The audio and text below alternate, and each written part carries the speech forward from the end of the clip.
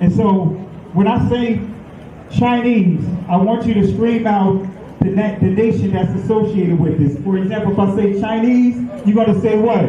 China. All right, let's say it with authority. When I say Chinese, you say what? China. All right, that's just a test right there. So here we go. Chinese. China. Russian. Russia. Italian. Italy. German. Germany. Swedish. Sweden. Korean. Korea. Egyptian. Egypt. Nigerian. Nigeria. Black. Exactly. Nothing. Tell him, Pastor. Tell him, Pastor. Black, nothing. I hope you were able to successfully identify the issue. The lion won't sleep tonight. 'Cause we woke now, and we woke now. I said the lion won't sleep tonight. 'Cause we woke now, and we woke now. They want us to sell our souls to barter profit like God's property. It's hard to market, so we steady to aim. Keep your eyes on target, 'cause when you got to drive, yeah, they'd rather you park it. But I don't valet, you ain't getting these keys. I'm keeping closed hands, I'm on bended knee. I'm just a reflection, dealing with 8 sections. Art mixed with life, you can feel the convection. Your lion won't sleep tonight. 'Cause we woke now, and we woke now. I said the lion won't sleep tonight. 'Cause we woke now, and we woke now. I said The same people that have stripped us of our identity and labeled us as a color have told us what it means to be black. You know what you are? You're an ancient Israelite. Ancient is there. That's who we are. That's who we are. So if you give me time, if you give me time, But all that he said. I know. We don't have. So many years. I know. Look at this. This is pages and pages of Yes. notes. And I promise we'll give more teaching. But here is my challenge to you. All right. I'm hearing some of your traditions. It's like the days of the Bible. Yes. Do you want to remain ancient Israelites, or you want to be Jews? Do you want to The same people that have stripped us of our identity and labeled us as a color have told us what it means to be black. Most Egyptologists and anthropologists, archaeologists of the Eurocentric persuasion will say that Egypt is in Africa. They had to concede that, but then they still draw the line by saying that they weren't Africans like that. In other words, they weren't dark-skinned people.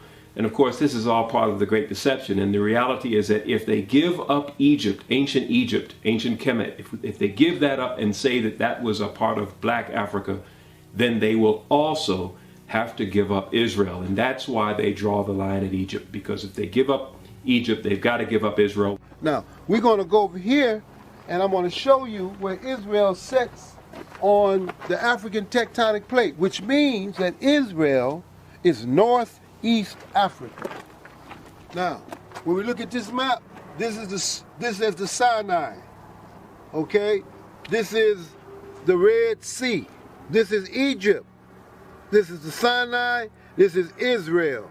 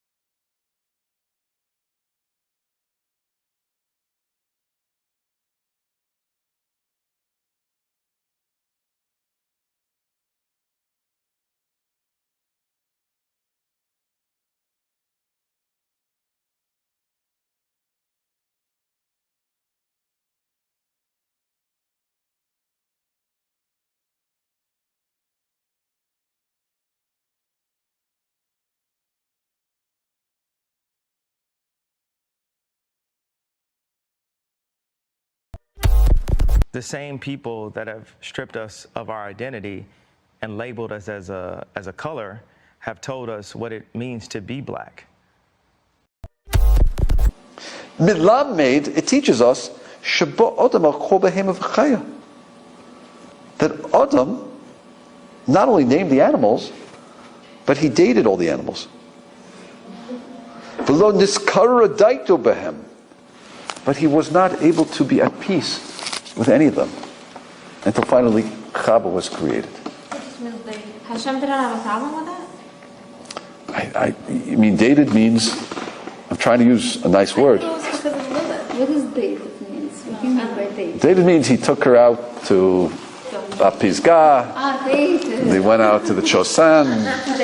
They had a little, Monte. Relationship? Not relationship, just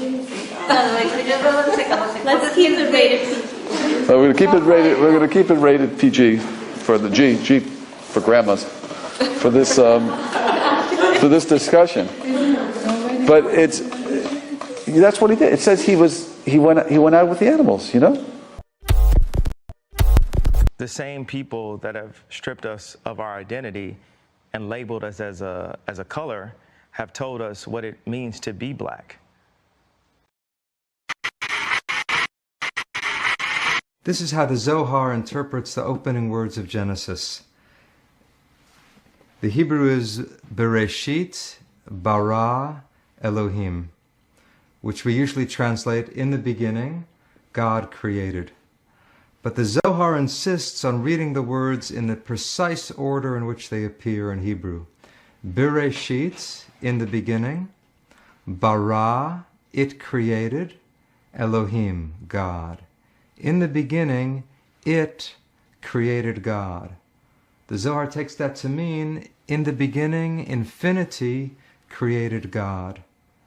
Now, what could that possibly mean? God is now the object of the verse, not the subject, which sounds impossible or heretical, but the Zohar, I think, is saying that infinity is the true reality of God. Anything else that we call God is puny compared to that. That's our own imagination or our own estimate of what God could be. The same people that have stripped us of our identity and labeled us as a color have told us what it means to be black. And you know what else, Jim? I just want to say this to our Christian friends, just to call it as it is and say it straight out, you guys are worshiping one Jew. That's a mistake. You should be worshiping every single one of us, because we all die for your sins every single day, and that's exactly what's going on here. Yeah. We're all God's firstborn, and we're dying for your sins right now because the Jewish people in the land of Israel are the bulwark against the orcs. Okay? The orcs are coming not to a theater near you, but to your home. Genesis chapter 11, verse 10 explains the genealogy of Shem. Shem was a black man in Africa. If you repeat this fact, they can't laugh at you. If you repeat this fact, they can't laugh at you. If you repeat this fact, they can't laugh at you.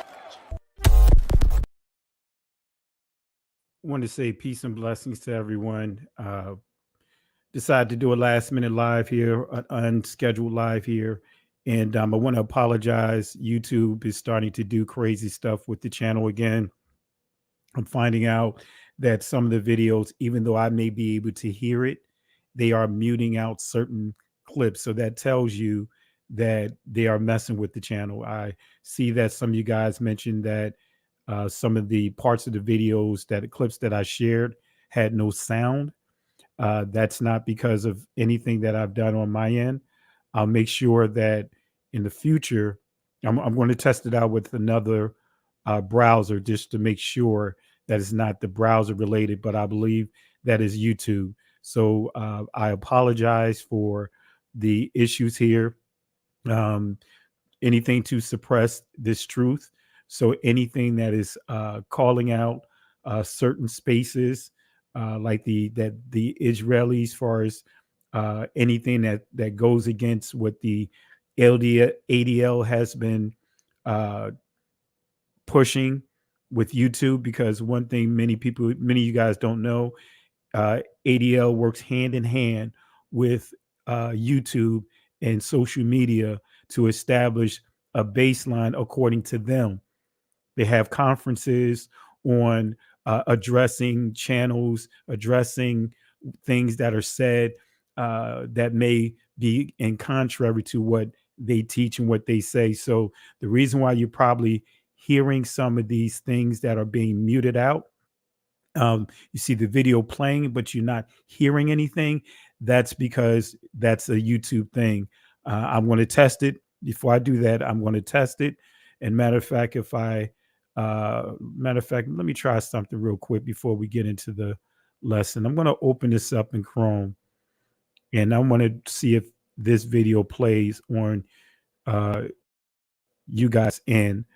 And if it does, then that's going to confirm that it's a browser issue. But if it doesn't, that is going to confirm that YouTube is muting the videos without letting me know. So let me do something real quick before we get into the lesson. Let me do something real quick. Bear with me 1 second, family. And I know that because of the visibility that this platform has been getting, and I thank the Most High for you guys for the love and support, because the channel has been growing in spite of the suppression. The views have, skyrocketed. It's getting back, if not exceeding, where we were a year ago. And so again, YouTube is doing whatever they can to suppress this channel. But before I do that, I'm going to make sure that it's not just a browser thing, because if that occurs in another browser, or if it doesn't occur in another browser, then what that's going to tell me is that it's Firefox, because I was using Firefox to do my live. So if it happens in Chrome, and that if it doesn't happen in Chrome, then we know that it's strictly a Firefox thing, and that'll let you know who's influencing what's on Firefox. All right, as far as what's filtered through Firefox. But let me do something real quick. All right. So what I'm going to do, family, I'm going to leave the studio, and I'm going to enter it into the studio from a different browser. So bear with me 1 second, family.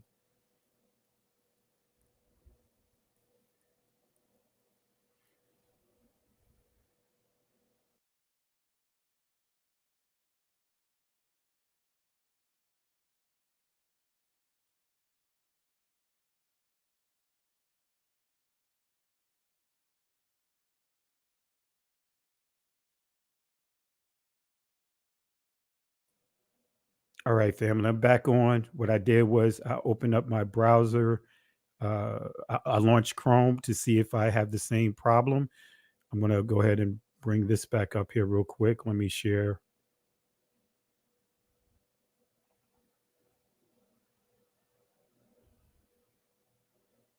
Bear with me 1 second. All right, if you guys can hear me, type 1. If you guys can hear me, type 1. If my audio is still good, type 1.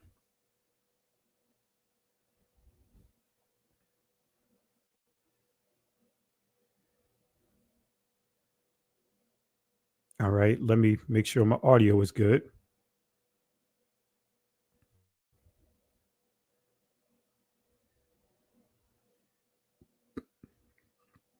All right, great.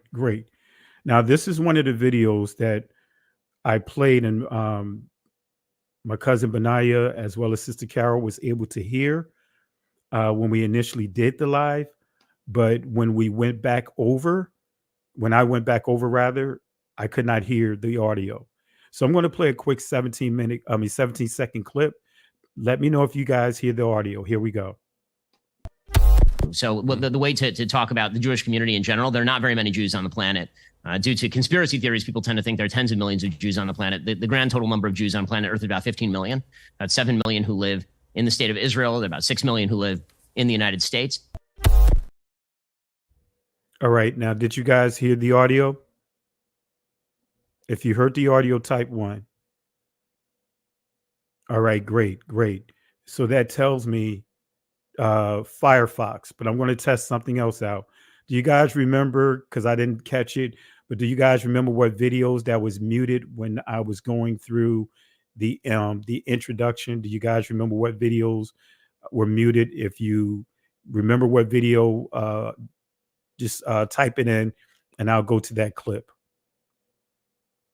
All right, we're just doing a little testing right now. If you guys remember what area it was inside the video, which clip it was that you couldn't hear any audio, but the clip was playing with no audio. If you guys can remember what it is, type it in or describe what the clip was, and then I can go back over and test it here, and then we could kind of minimize or pinpoint rather where the issue is, and that'll tell me that.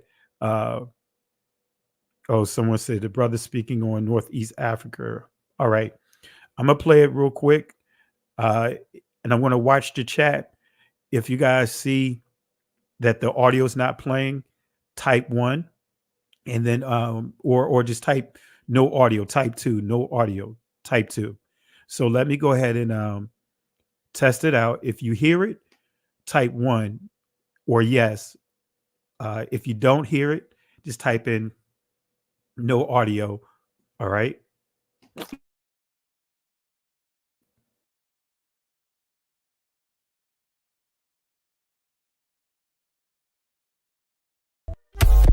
Most Egyptologists and anthropologists, archaeologists of the Eurocentric persuasion will say that Egypt is in Africa. They had to concede that, but then they still draw the line by saying that they weren't Africans like that. In other words, they weren't dark-skinned people.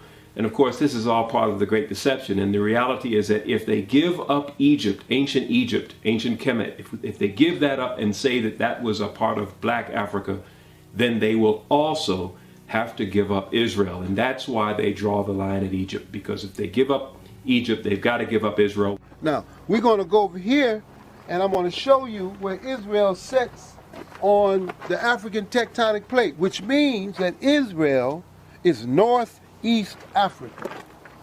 Now, when we look at this map, this is the Sinai. Okay? This is the Red Sea. This is Egypt. This is the Sinai. This is Israel. All right, this is Saudi Arabia over here. Now, if you see this in Hebrew, it says Haluach Afrikani, the African plate. Here it is right here. Israel is sitting right here.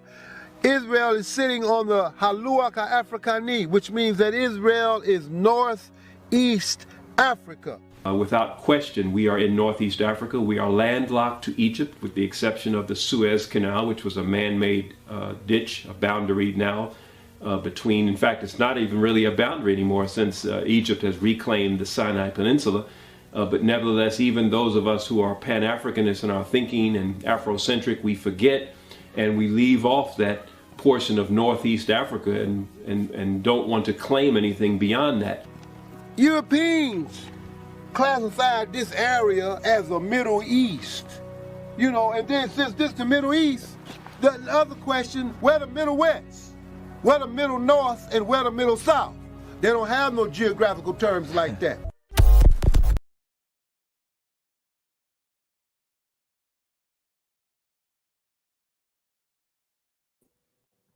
I appreciate it, family. Thank you guys for helping me troubleshoot this issue.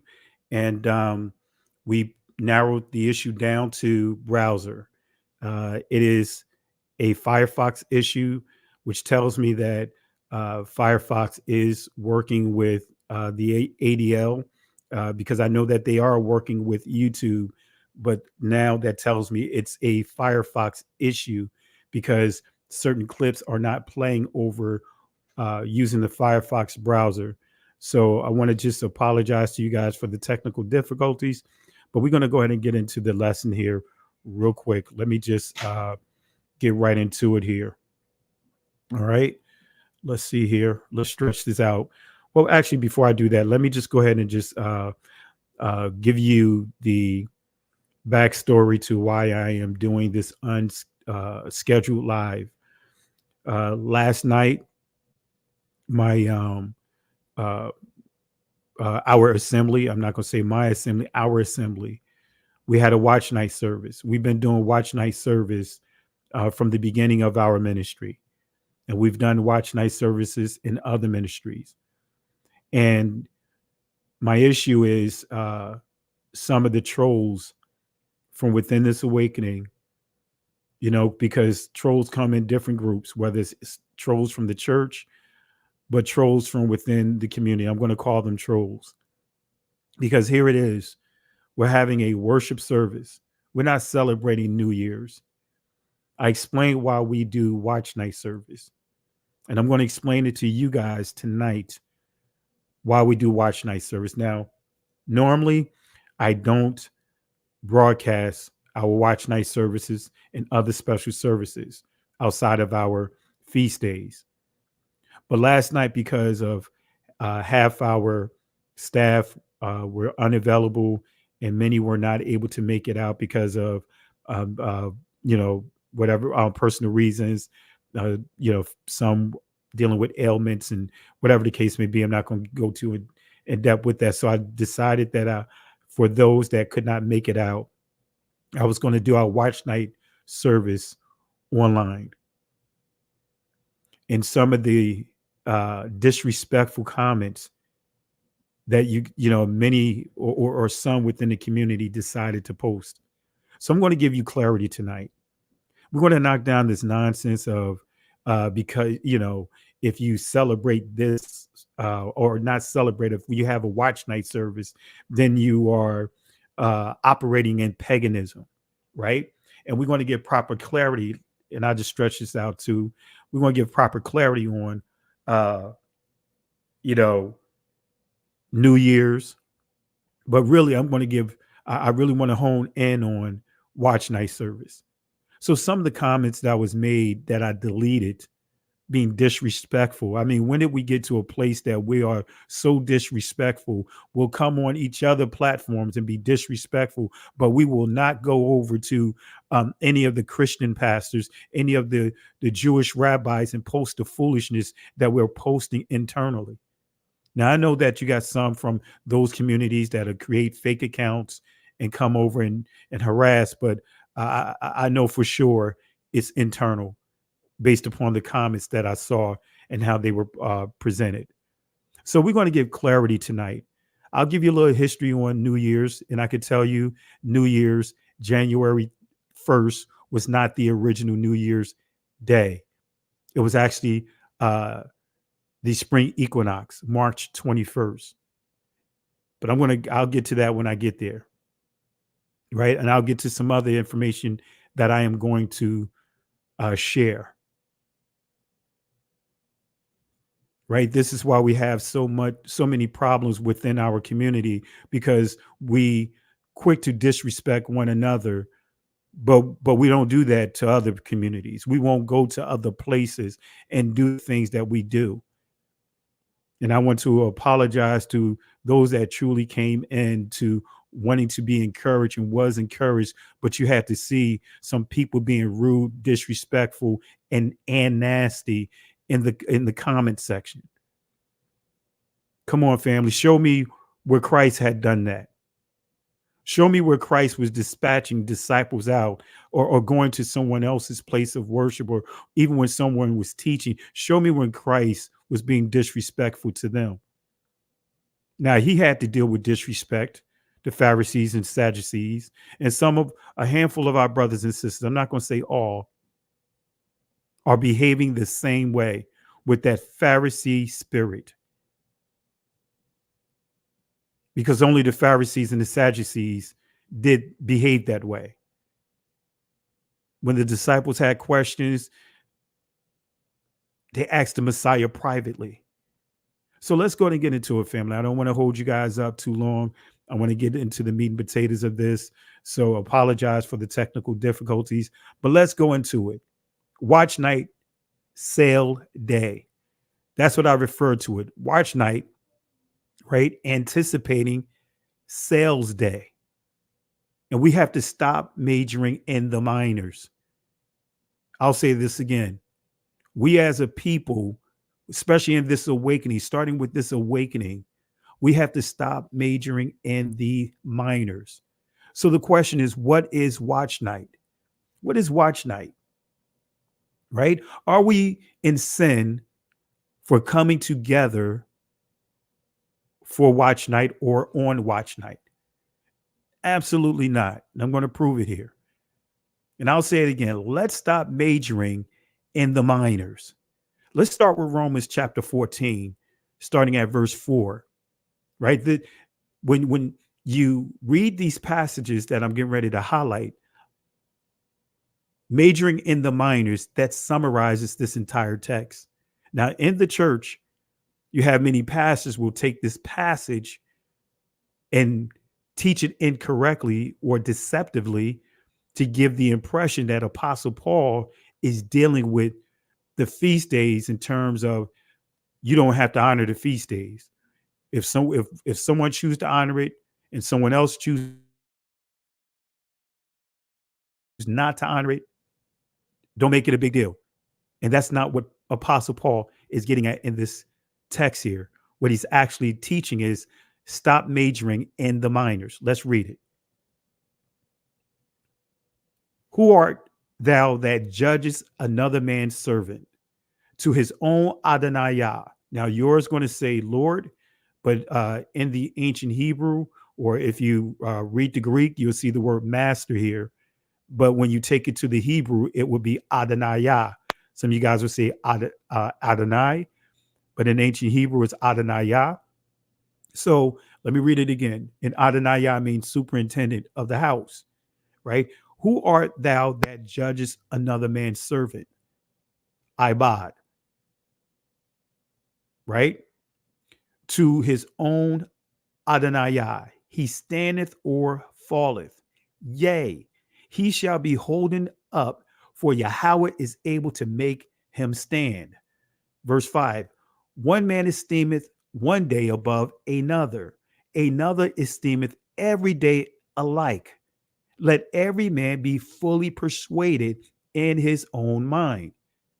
Verse 6, he that regardeth that the day regardeth it unto Adonaiah, and he that regardeth not the day to Yahweh, he doeth not regard it. He that eateth to Adonaiah, for he giveth Yahweh thanks. And he that eateth not to Adonaiah, he eateth not and giveth Yahweh thanks. So what Paul is saying here, right? All of them are celebrating the feast day.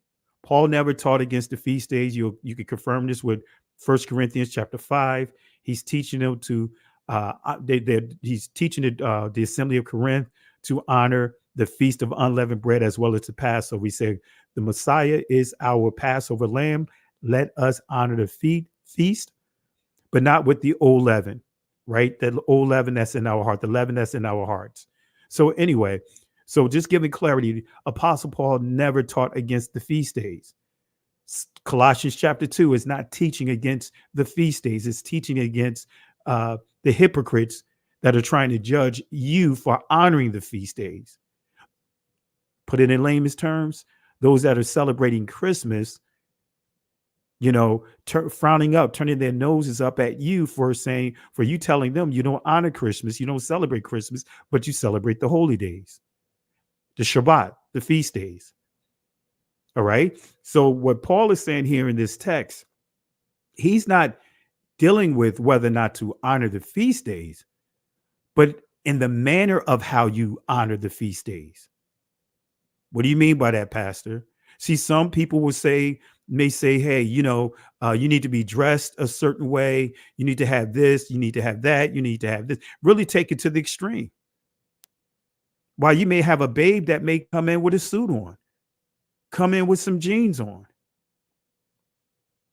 And many will, really go in on that person as if that person should be approaching the feast days like them, or that, so that's what Paul is addressing here.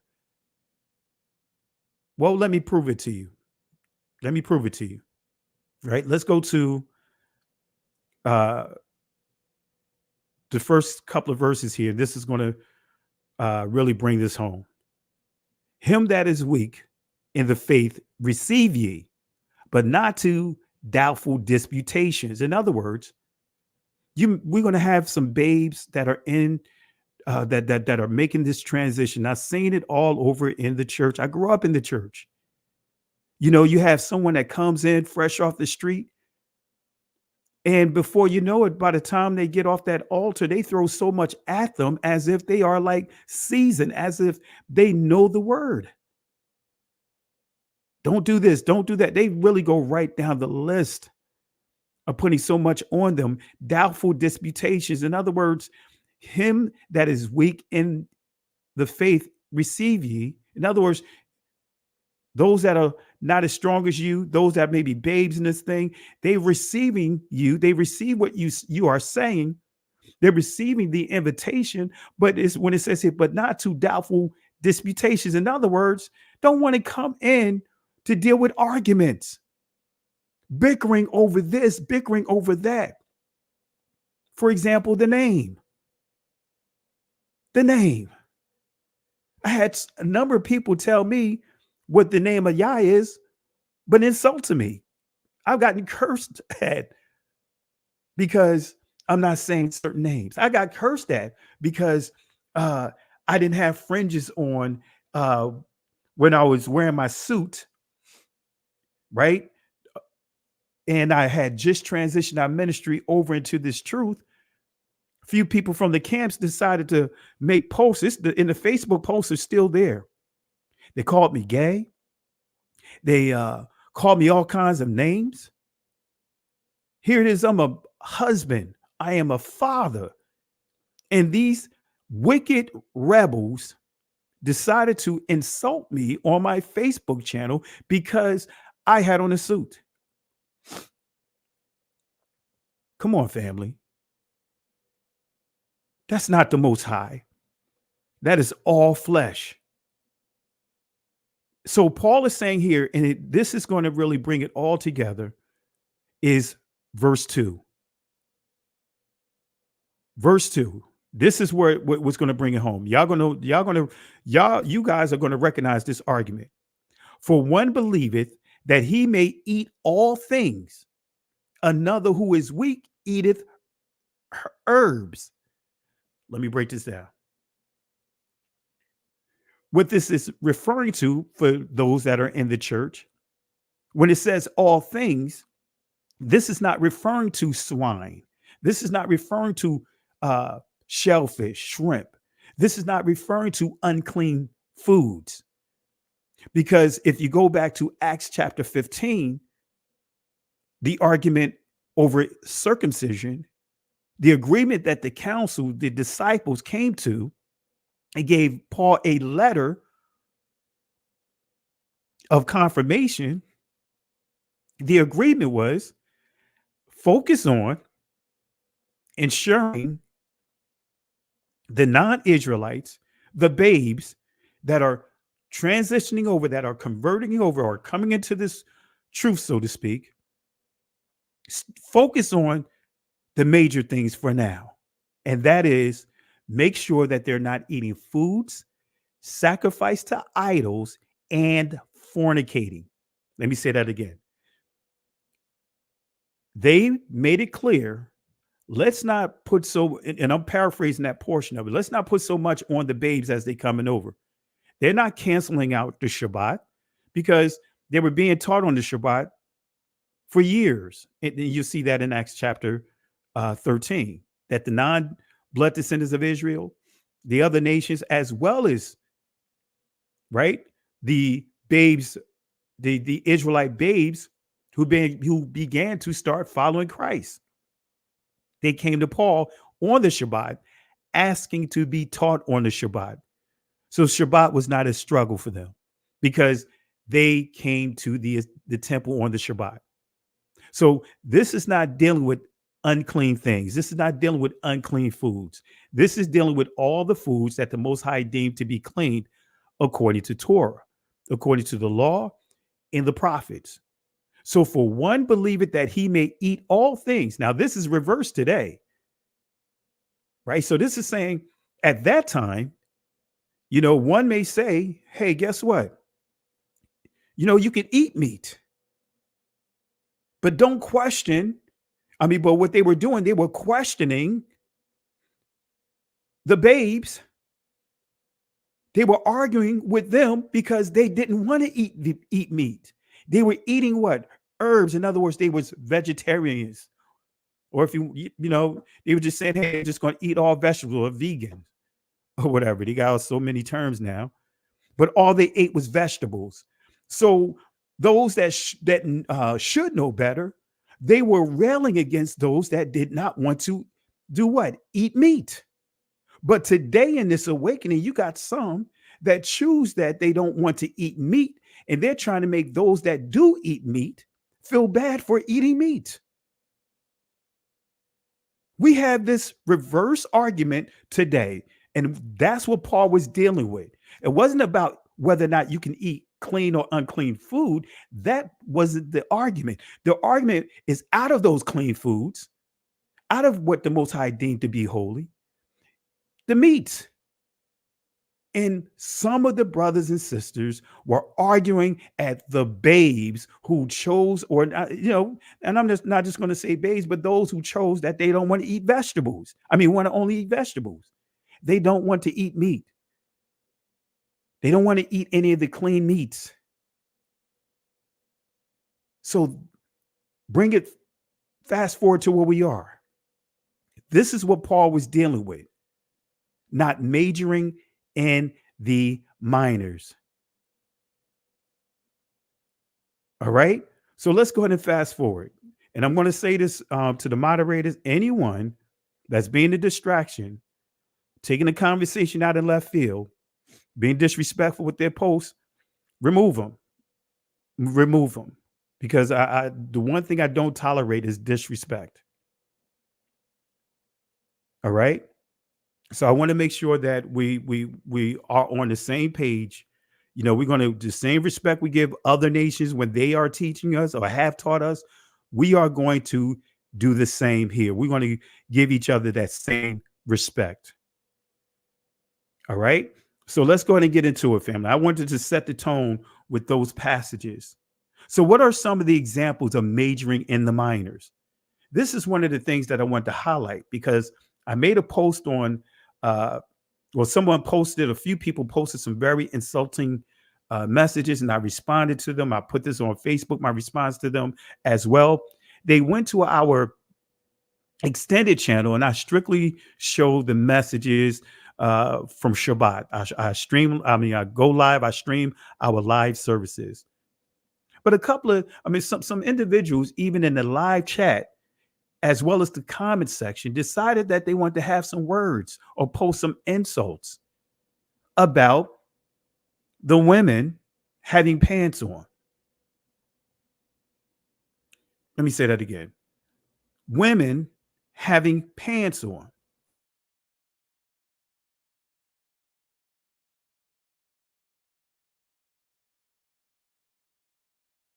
They want to focus on women wearing pants. And others came in, well, why are they celebrating New Year's? No one said that we were celebrating New Year's, but we were having a watch night service, remembering what our brothers and sisters had to endure. Do you know, if you want to be real about it, Purim is a memorial. It's a feast day that was created at that time to remember the genocide that Judah was being subjected to. That's what Purim is about. Prior to that whole situation, prior to that block in time, there was no Purim. There was no Feast of Purim. All right. So, but it was done as a memorial if you read the scriptures. Purim, a memorial, remembering how the Most High had to use, for example, Esther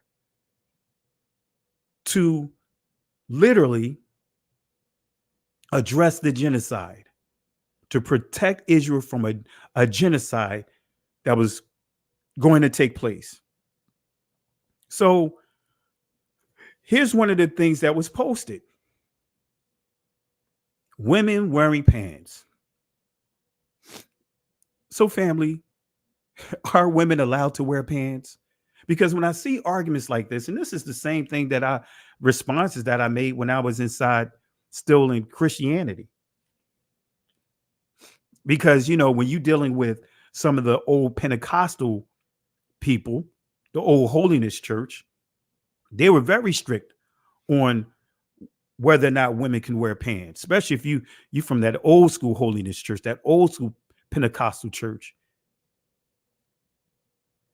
But they were given traditions, but they could not give the facts. You know what I mean? They were not going into the scriptures. Come on, family. Come on, family. All right. I see someone posting something about DNA tests. We're not dealing with that tonight. Let's stay on topic. All right. All right. We're not dealing with DNA testing. We're dealing with a completely different topic. So, are women allowed to wear pants? That's the question. Are women allowed to wear pants? Are women allowed to wear pants? Let's go to Deuteronomy 22, right? Verse 5. This is pretty simple, but this is what a few individuals posted that I ended up removing the comments, and this is what I've dealt with over the years. They'll bring up 22:5, Deuteronomy 22:5. The woman shall not wear that which pertaineth unto man, neither shall a man put on a woman's garment. For all that do so are abominations unto Yahweh thy Elohim. Let me read it one more time. The woman shall not wear that which pertaineth unto a man. Gabar. And some of you guys may remember this word Gabar in the Israeli Geber, but Gabar in the ancient Hebrew. When I taught on this a few weeks back out of the 37th book of Psalms. Was it 37th book of Psalms? Yeah. Neither shall a man put on a woman's garment, shamalah or shamlah, however you want to pronounce it. But it says, for all that do so are abominations unto Yahweh thy Elohim. Now what we have to do here, we have to address this word man. What does man mean? Now, of course, this has nothing to do with pants. Let me say that again. Pants. During this time, all the Israelites wore robes. Pants did not exist. Now, some scientists say that pants existed in China, in that territory. I believe they discovered pants about 2,000 years ago or whatever. But in this territory, pants was non-existent. They wore robes. The soldiers, even the warriors, they wore short robes, which today will be called skirts. Look it up. Up until the 6th or 7th century, wearing pants were considered feminine among the soldiers. They were wearing skirts. Now, during the biblical times, they wore robes. The men wore robes. The women wore robes. So that means that there were robes designed for women. There were robes designed for men. Let me say that again. There were robes designed for women. There were robes that was designed for men. But pants were non-existent during these times, during the time of Moses. So let's look at this word man, right? Because I dealt with this when I was teaching out of Psalms, was it 37 or 57? I'll get to that. I believe it's Psalms 57. I'm mixing it up here. Excuse me for not remembering exactly the biblical passage, but actually, yeah, it was Psalms 37. All right, I've just pulled it up. Yeah, it was Psalm 37 that I taught out of, and you'll see this word, and this will connect right to it. I mean, the scriptures, bring the scriptures together. So let's look at what it says for man, because this is why I said words have meaning.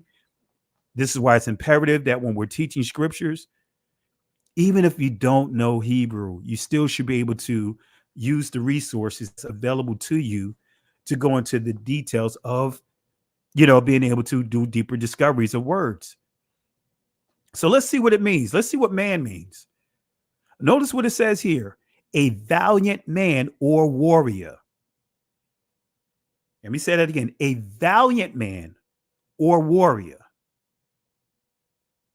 And then in the entry number 1, we see man, strong man, warrior, emphasizing strength or ability to fight. So are we dealing with garments of a warrior, garments of a soldier inside this text? But let's just say we're just going to deal with man. As we can prove, if all of them wore robes at that time, that means that there were robes specifically for men, robes specifically for women. But we see here that word geber, and when we go from the primitive root word gabar, and actually in ancient Hebrew, it still be pronounced the same. But we see here, it says a valiant man or warrior. In other words, a soldier. When we go to the 37th book of Psalms, right? Starting at verse 23, notice what it says here. It says, the steps of a good man, you see this word here, gabar, are ordered by Yahweh, and he delighteth in his ways. Though he fall, he shall not utterly be cast down, for Yahweh upholdeth him with his hands. Well, what does this mean here? The steps of a good man, in other words, a good soldier, a good warrior. This reminds me of the military benefits. This is when I taught out of this passage, military benefits. There's certain benefits that come with the territory of being a veteran. Benefits that extends beyond the life of the veteran down to his family, right? If the veteran's disabled, guess what? There's things in place for the family to be compensated and him. So this is dealing with a soldier. The steps of a good soldier are ordered by Yahweh, and he that delighteth in his ways, though he fall, he shall not be utterly cast down. Now in the military, guess what? It's especially when you're dealing with the Army and the Marines, it's pretty common for each soldier to get what? Article 15. That's common. Every soldier had at least one Article 15. So though they may make a mistake, doesn't mean they get what? Kicked out of the military. Though they may have a lapse of judgment, but they're not kicked out of the military. For Yahweh upholdeth him with his hand. I have been young, and now I am old, yet I have not seen the righteousness forsaken, nor his seed begging bread. He is ever merciful and lendeth, and his seed is blessed. So think about the military, how they now I can't speak for back in the 60s, but understanding the benefits of being a soldier, not just being any soldier, but a good soldier.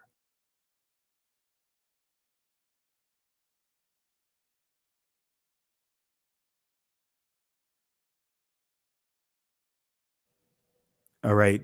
I was hearing some feedback here, so I had to clear this up here on my end.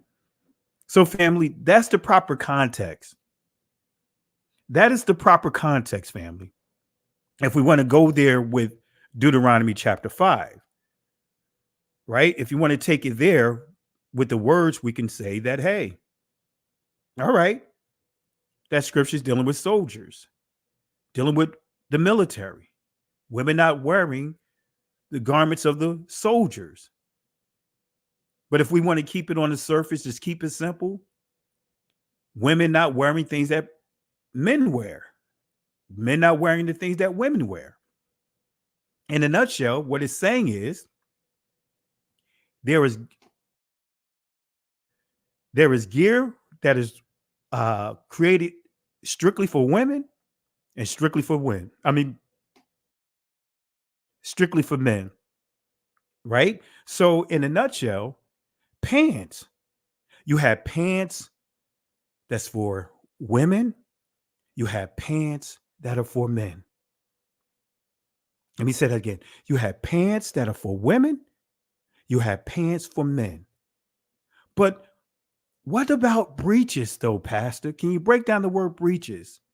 So I just proved that this law does not say women are not allowed to wear pants, right? But let me give you clarity here. Let's deal with the law of breeches.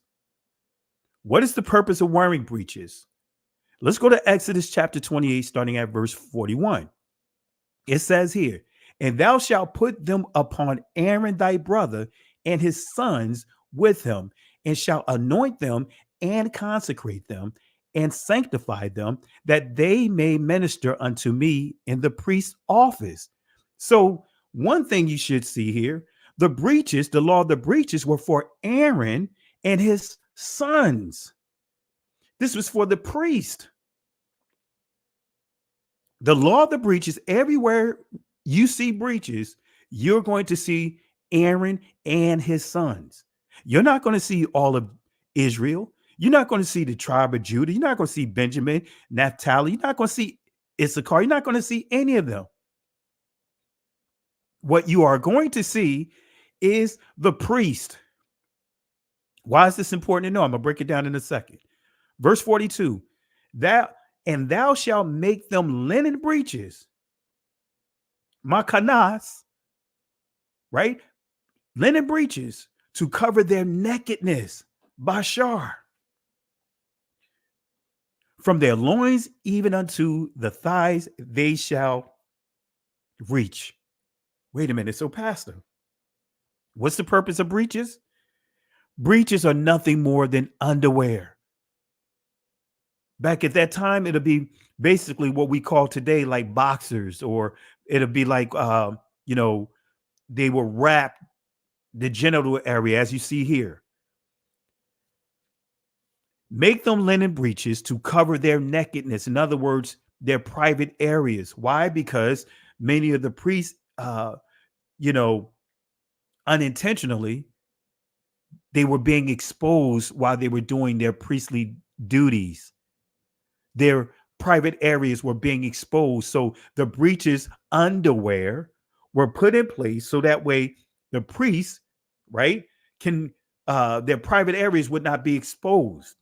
And you guys already know the priest was off the chain. Let me say that again. The priests were off the chain. You guys already know. I don't even have to get into the details.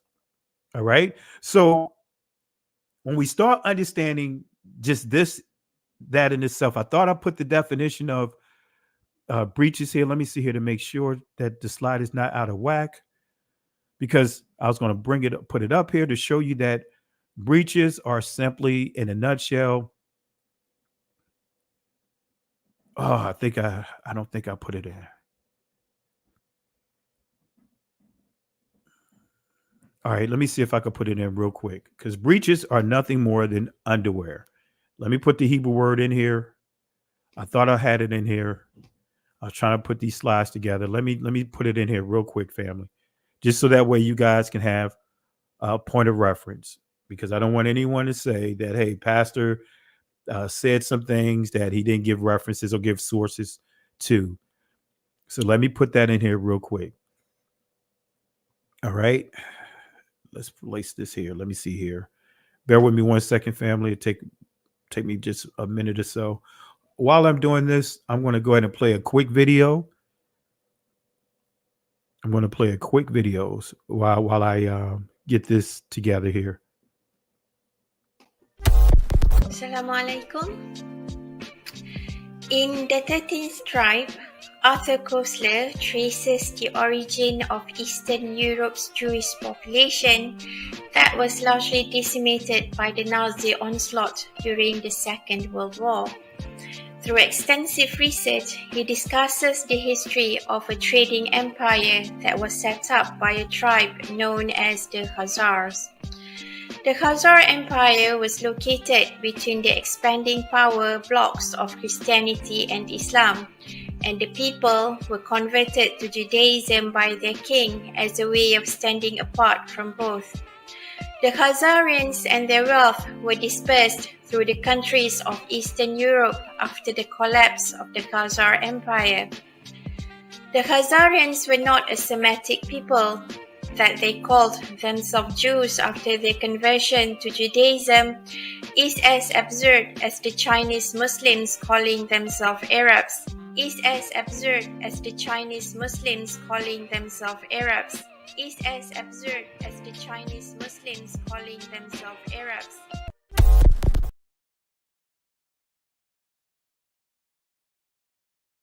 My PowerPoint's in order for it, so I can't bring it in. But let me just at least give you I'll drop the source in the chat on what breaches is. I'll just drop it in the chat exactly what breaches is. Let's see here. All right, let's see here. All right. This is what breaches is. And I'll put the source here too. I tell you, family, I mean, it's just unbelievable that we have to have these type of conversations, but they're good. All right. But let me put this in the chat on what breaches really is. So breaches, they are simply underwear. Some say bloomers. Some would say, as you see here, I remember this term, drawers. But notice what it says here. All right, do you guys see that? It says for breaches, right? We'll see the entry here. It says in the sense of hiding, right? And it goes on to say drawers, D-R-A-W-E-R-S, from concealing the what? Private parts. Come on, family. So the term breeches come from breeches, but these were undergarments. So, family, we have to just put things in this proper perspective, because when if we're not careful, especially many of our brothers and sisters that are pushing this pants thing that has nothing to do with scriptures, we can fall right into what Christ had to deal with. Let me show you here. Let me show you here. Traditions of men versus commandments of Yah. And when we go to Matthew chapter 15, notice what it says here. Then came to Yahushua scribes and Pharisees, Yahushua, transliteration Jesus. Scribes and Pharisees which were of Jerusalem, saying, "Why do thy disciples, Lamad, transgress the traditions of the elders, Zakwan, for they wash not their hands when they eat bread?"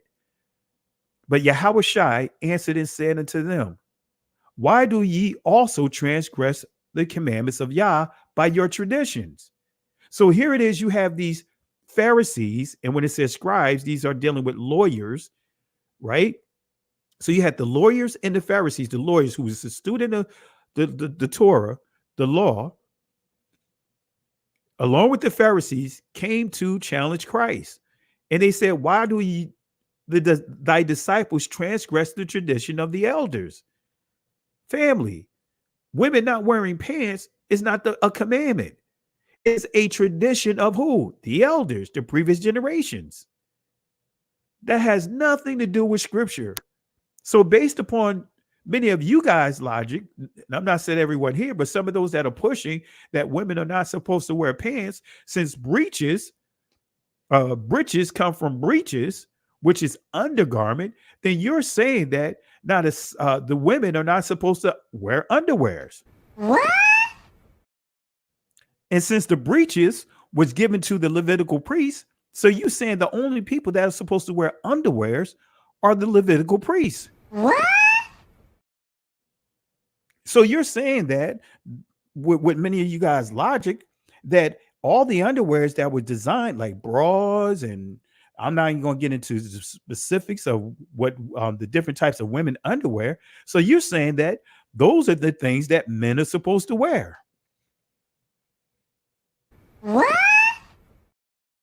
So you saying if you see a man with tight pants, right? Tight pants, you want to say, hey, that man looks manly, or are you going to say that man looks feminine? What? Well, then again, nowadays with the jeans that guys are wearing today, I don't know. What? High heel shoes. Men wore high heel shoes. It was for men, short men. Napoleon Bonaparte wore high heels. Men were wearing high heels before the women wore them. Men were wearing stockings before women were wearing them. What? So according to many of you guys' logic, Magic Johnson's son would be in alignment with Torah. What? Dwayne Wade's son would be in alignment with Torah. What? And anyone that's screaming out that they're Judah, guess what? According to many of this crazy doctrine of saying that, about the breaches and all that other stuff, then guess what? All the men, if you're not part of the Levitical priests, you are in sin. If you wear pants, if you wear breeches. What?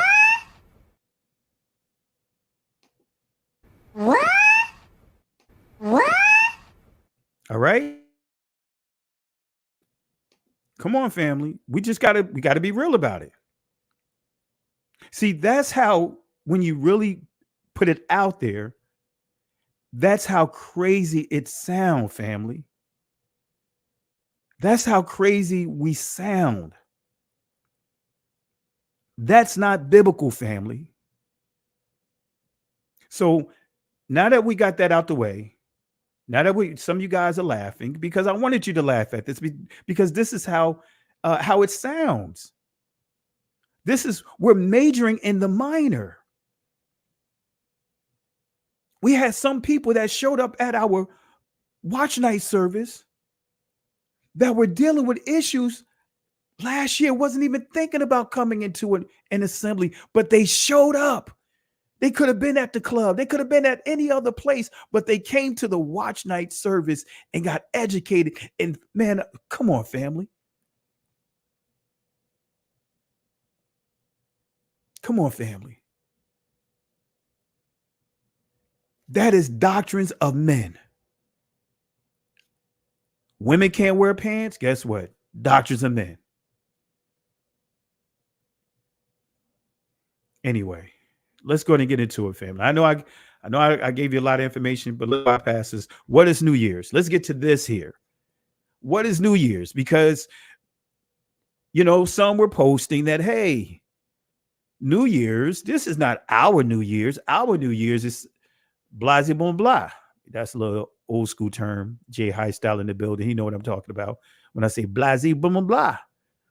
That's almost like saying whatchamacallit. You know what I mean? But, they were posting comments that, hey, this is not our New Year's. Huh? We're not celebrating New Year's. We're actually honoring our ancestors because of the things that they had to go through on December 31st. And I'm going to share with you. But let me enlighten some of you guys about New Year's. December 31st is not the original New Year's Eve. In my Donald Trump voice, wrong. December 31st is not the original New Year's Eve.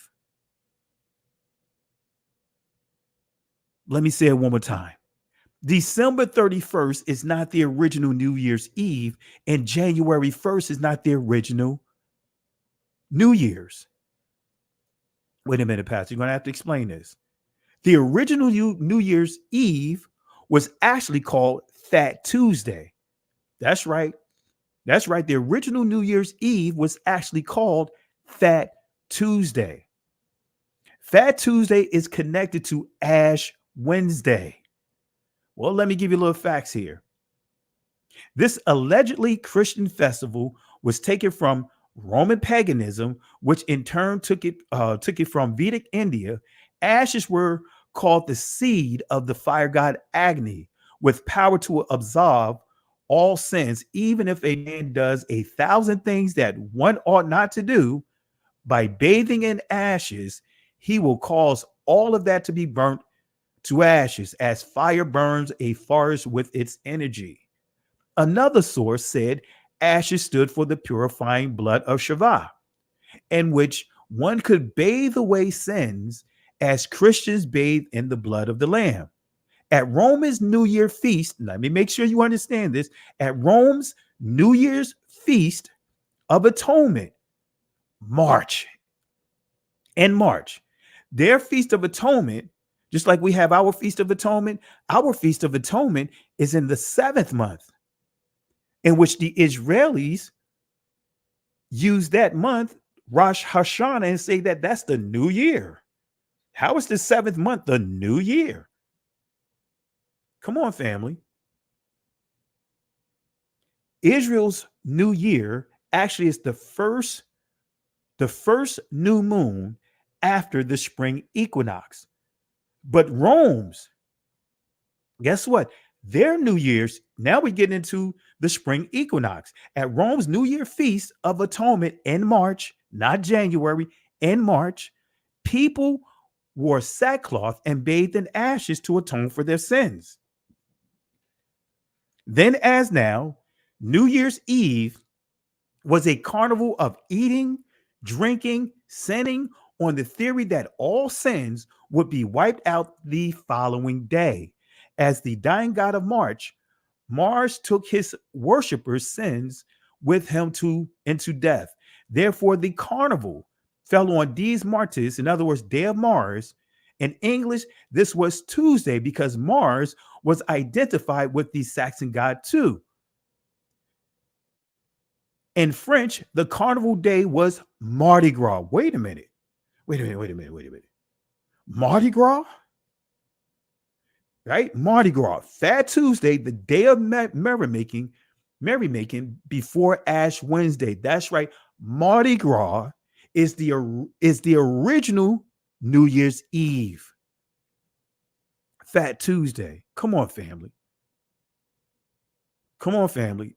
Let's stay focused, family. I'm not getting into all the names of the months. Not getting into the names of the months. We're focusing on the actual times of the year. All right. Just want to make sure we understand that. So in French, the carnival day was Mardi Gras. In other words, Fat Tuesday, the day of merrymaking before Ash Wednesday. So Ash Wednesday is supposed to be the New Year's. That is the pagan New Year's. But we don't celebrate New Year's. We were actually coming together on the December 31st as a memorial to our brothers and sisters, which is called Watch Night. And before we wrap up, I'm going to let you guys hear it. I'm going to let you guys hear their testimonies. Put them in remembrance from which they come from which they came. How? We got to remember where we come from. We can't just toss it aside. That's what the history books, or should I say the people that have enslaved us, they want us to forget our history. And what are they doing? What are they doing? By coming out with all kinds of laws of what cannot be taught in schools. But we are doing it indirectly when we come up with stuff trying to suppress, saying, hey, you going to hell because you haven't watched night service. Come on, family. If you so ate up about New Year's, come on. Well, why? For now on, do not write this upcoming new year on any of your documents, make sure you do use the Hebrew calendar and make sure you write that down onto any paperwork that you do. Come on, family. If we want to get that anal about using, or should I say, expressions of New Year's, you make sure when you write down your date of birth on your documents, make sure you write down the Hebrew month, the Hebrew day, and the Hebrew year. Do not write anything that's related to the Gregorian calendar. Come on, family. Can we just go there? Right? Family, this is how we sound when we get to this, when we get so caught up and get so tunnel with how we articulate ourselves. Y'all make sure when y'all from now on, make sure on your birth certificate, make sure whatever's the month you were born in, cross it out and put the Hebrew calendar date, whatever is your born day on it, cross it out and put the actual Hebrew date on there. Whatever year you were born, cross it out and put the Hebrew calendar year on it.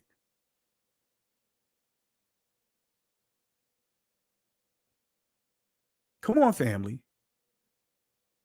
We this is where we get into majoring in the minor.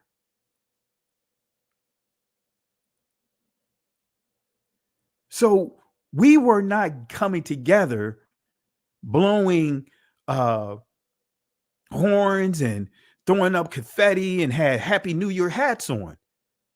You guys didn't see us do that. And if you go to our channel, We Woke Now Extended, you will see the actual lesson that we did. We testimony service, and I gave some of what I'm teaching here tonight there.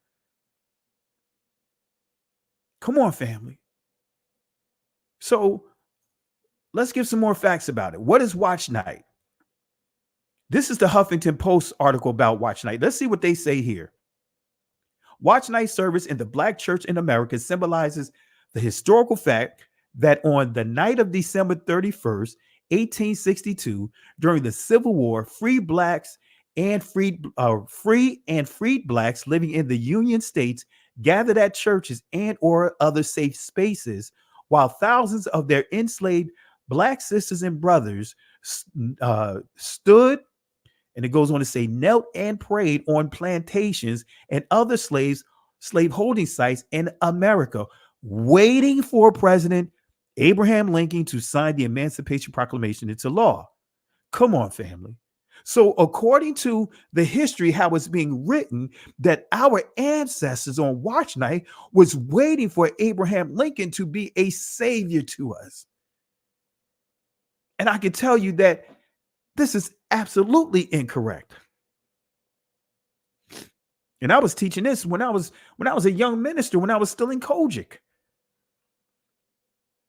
So it says here again, waiting for President Abraham Lincoln to sign the Emancipation Proclamation into law.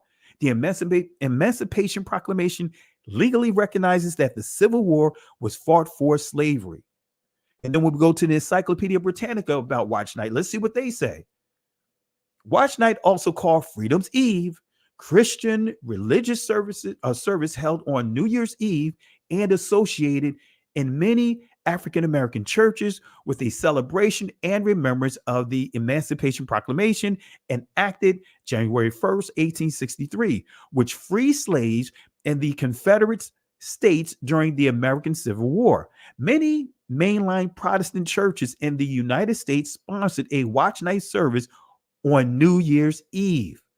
The tradition of Watch Night services may be traced to the early 18th century and Moravian churches, when churchgoers began marking the occasion with a vigil to reflect the year past and to contemplate the one to come.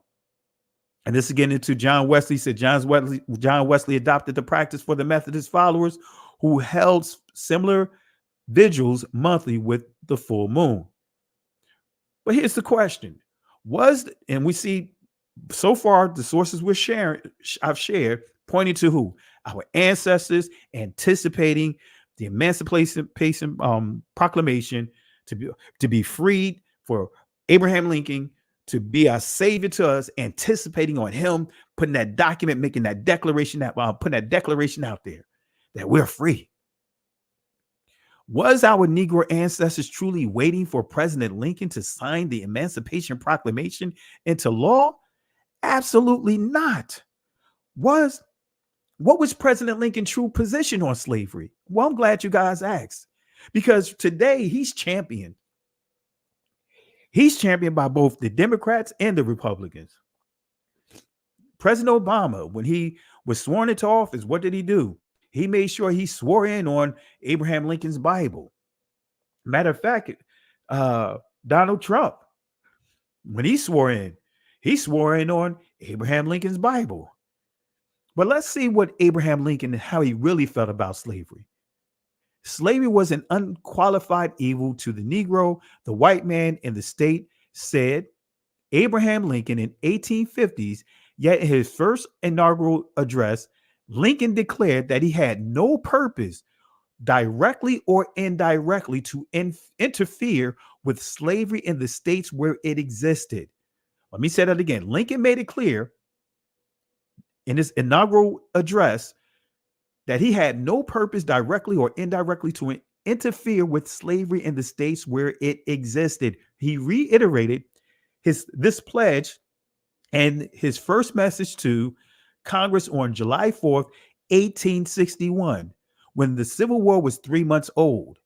What explains this apparent inconsistency in Lincoln's statement? And how did he get from his pledge not to interfere with slavery to a decision a year later to issue an emancipation? It was all about the Union. It had nothing to do with us. It was all about the Union. It was all about the Union. It had nothing to do with us. It was all about the Union. But let's take it a step further. Let's go back here. What's the question here? What was President Lincoln's true thoughts about us, our ancestors? This is coming from Lincoln's speech, Charleston, Illinois, September 18th, 1858. These are exact quotes. I will say then that I am not, nor ever have been, in favor of bringing about in any way the social and political equality of the white and black races, that I am not, nor ever have been, in favor of making voters or jurors of Negroes. Wait a minute. So Lincoln didn't care about voting rights. You see it right here. He didn't care about voting rights, nor of qualifying them hold office. He didn't care about any of us holding any kind of offices, nor to intermarry with white people. And when you understand the Republican Party, understand the Whig Party. They just grew a conscience about slavery, but they didn't care about our ancestors. They didn't want equality for our ancestors. Let me go back here. Nor qualify them hold office, nor to intermarry with white people. And I will say, in addition to this, that there is a physical difference between the white and black races, which I believe will forbid the two races living together on terms of social and political equality. And as much as they cannot so live, while they do remain together, there must be the position of superior and inferior. And I, as much as any of her men, am in favor. I think it's that's from his words, though. I copied it from it, and that may be a typo, copying it from PDF over, but anyway. But he says, am in favor, right? I think this is should be human instead of Herman. It should be human, right? Am in favor of having the superior position assigned to the white race. So he was all about white supremacy. He said that he's in favor. So it should be I as much as any of humans am in favor, in favor of having the superior position assigned to the white race. So it was all about white supremacy. That's all he cared about. The Union, but white supremacy. Our Republican system, that's right, you Negroes that are jumping on the Trump bandwagon, all of a sudden, like you have the FBA, Foundational Black Americans now jumping on the Trump bandwagon. Man, we shouldn't be jumping on none of their bandwagon. We should not be a Democrat. We should not be a Republican. During the time of Lincoln, it was the Democrats that wanted to keep us enslaved. And it was the Republicans that got a conscience. The Whig Party got a conscience. But guess what? They didn't want equality. Their conscience hit them about enslaving us. But they still wanted to have us inferior to them. This is Abraham Lincoln, family. Come on, family. Come on, family. But now we got people out here misleading our people that's ready to put a racist right back in office. Come on, family. Joe Biden is a racist. All of them are racist. Same bird, two wings. But our brothers and sisters, because of whatever is paying their bills, are trying to lead our brothers and sisters into a burning building and trying to get a racist reelected. Come on, family. I suggest you guys do the research on Trump in the past. You guys that's from the New York, New Jersey, Philadelphia area, y'all know about Trump, especially when you get back to the 90s, the early 90s, the Central Park 5. I remember being harassed, being profiled because of that whole situation. And Donald Trump was making it clear, pushing the death penalty, the electric chair for those 6 actual Negroes that was forced to give statements. Donald Trump was at the forefront doing news articles, also doing ads and all these different things, saying to what? Not hang, but electrocute these kids at that time. Anyway. And he was crickets when they found out that they were innocent. And yet our brothers and sisters are on some delusional stuff, believing that Donald Trump and all these guys want to be have a interest in our community. Anyway, come on, family. Let's get back into it. My apologies for going out on a little verbal tangent, expressing my frustration. But he goes on to say, our Republican system was meant for a homogeneous people. He declared as long as the Negroes continue to live with the whites, they constitute a threat to the national life. What threat is that? Family life might also collapse, and the increase of the mixed breed bastards might someday challenge the supremacy of the white man. So he had a concern about us mixing with his community, saying that if we began to mix with his community, we could start challenging the grip of white supremacy. This is Abraham Lincoln. So let me give you clarity, family, on what Watch Night is, because Watch Night was not about our brothers and sisters waiting in anticipation for Abraham Lincoln to be that white Messiah. Wasn't waiting for Abraham Lincoln to be the white Messiah. That's the whole story when you start understanding about Christopher Columbus.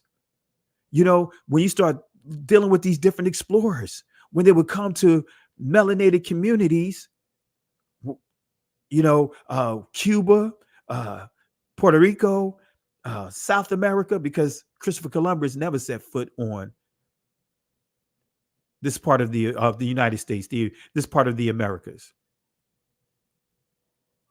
But they had this approach that the Catholic Church was pushing, is that until they came, we were lost. When they came on the scene, they had to bring salvation to us. Even though Christopher Columbus, they stumbled across Puerto Rico. And what happened? The original people there and took them in, helped them out. And what happened? Those group of Sephardic, Spanish, Jews. And when I say Spanish Jews, family, don't think about dark melanated people, because they were also Caucasians that was enslaving dark melanated. Many of them came to Puerto Rico, decimated that island, pedophilia, rape. Man, let me leave that alone. Y'all, I'm getting upset here. I'm getting upset here. That's right, Jay High Style. They making me go geek mode. But I want you guys to hear what I'm about to read to you. These are words of our own ancestors. Let me say this again. These are words of our own ancestors. Let me read to you what they had to endure on watch night service, family. Abraham Lincoln was nowhere in the vicinity of their thoughts. Let me allow you to hear their voices. Let's start with the testimony of Silas Jackson, right?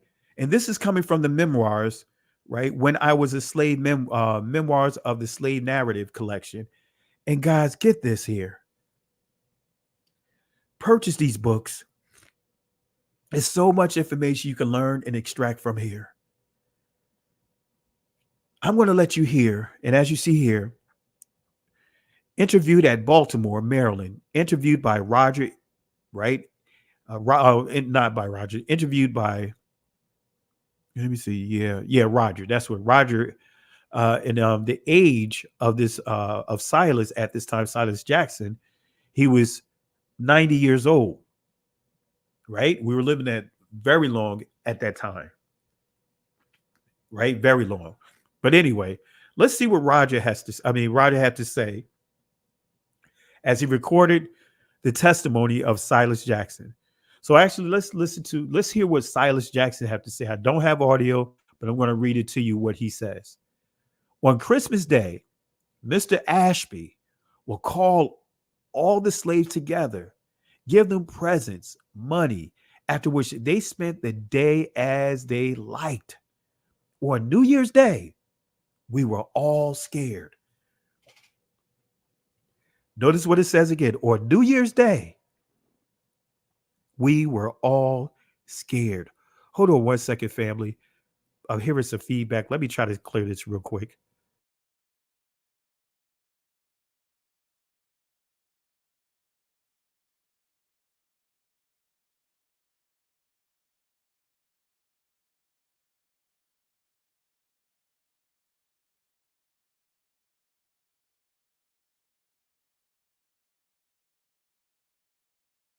All right. For some reason, I'm hearing feedback. So I just want to redo my my audio, undo my property. Redo my properties, undo it, and reselect my mic. All right.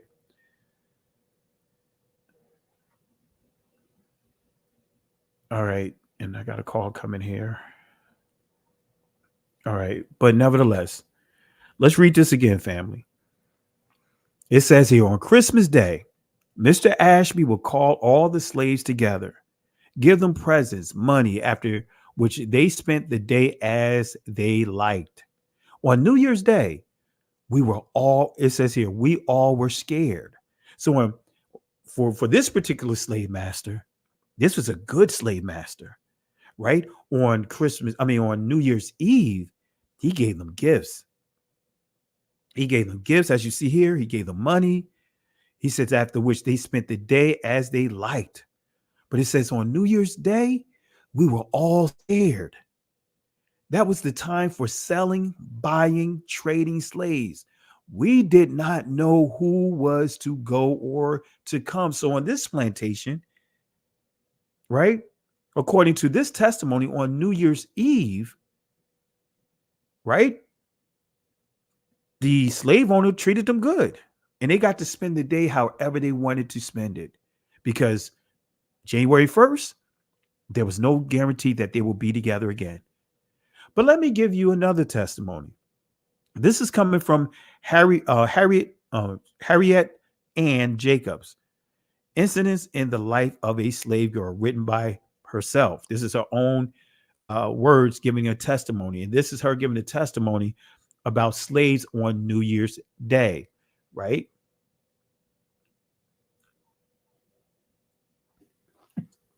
And it reads, it says, Dr. Flint owned a fine residence in town, several farms, and about 50 slaves, besides hiring a number by the year. Hiring day at the South takes place on the 1st of January. So notice what you see here. January 1st is where slaves are sold. January 2nd is when the slaves are expected to go to their new masters. December 31st, right? That's the key. Now, we saw on one plantation, they got to do whatever they wanted to do on December 31st. They got gifts, some cases money, but they was free to do whatever they wanted to do.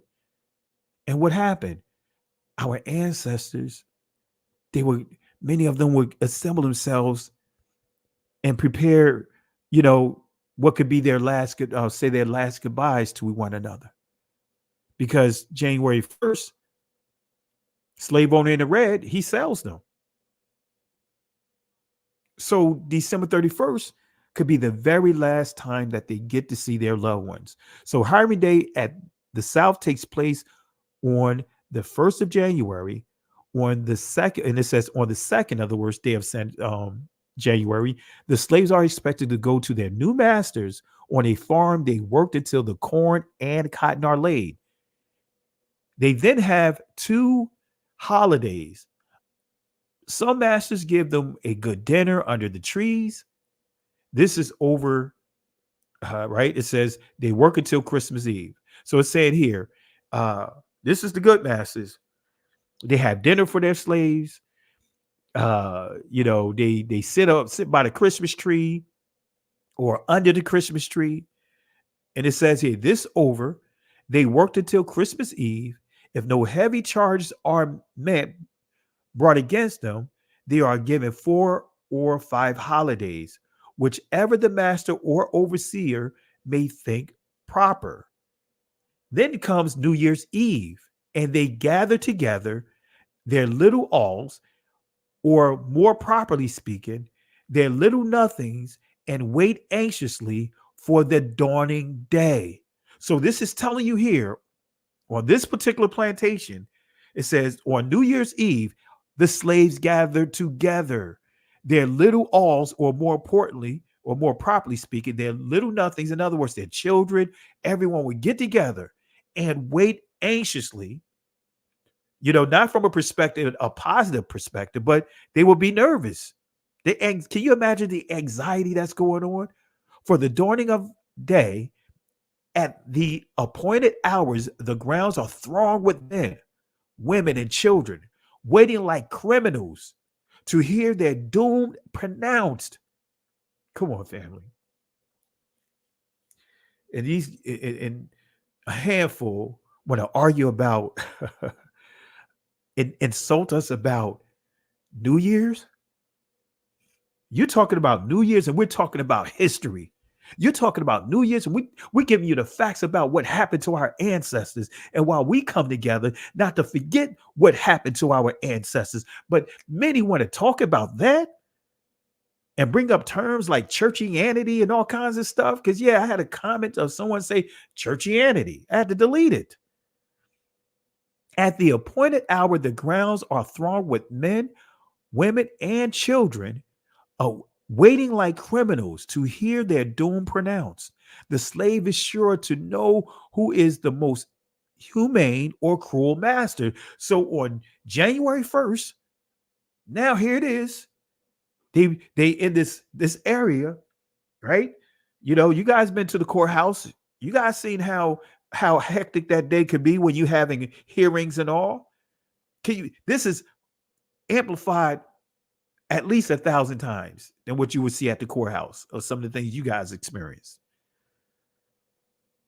The slaves is sure to know who is the most humane or cruel master. So you had the evil slave masters and you had the humane family. Things were so bad that they had to even make sense of it, saying that these are good slaves masters and bad slave masters. Guess what? They all are bad slave masters. Why? Because they have our people enslaved. But this is what they were reduced to. And we want to talk about things that have no bearing on the history that we are supposed to remember. Come on, family. Come on, family. But it doesn't stop there. Within 40 miles of him, it is easy to find out on that day who clothes and feeds his slaves well.